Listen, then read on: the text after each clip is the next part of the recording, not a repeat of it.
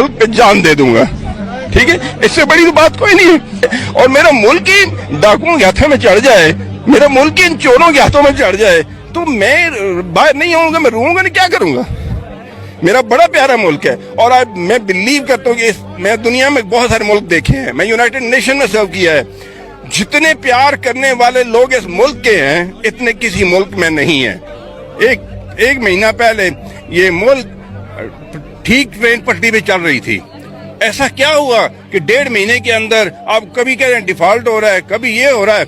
अपने बच्चों के लिए कौन सा मुल्क हम छोड़ के जा रहे हैं। मैंने दुनिया देखी है, मैं यूनाइटेड नेशन में सर्व किया है, पाकिस्तान जैसा मुल्क कहीं भी नहीं है, लेकिन इन डाकुओं और चोरों के हवाले करके, इनका दादा पहले प्राइम मिनिस्टर था, फिर बाप प्राइम मिनिस्टर था, अब बेटा बनने को है, आगे पोता आने को है, अब भुट्टो एक और भुट्टो पैदा हो गया, एक और नवाज शरीफ पैदा हो गया। क्या हमने सारी उम्र इनकी गुलामी करनी है।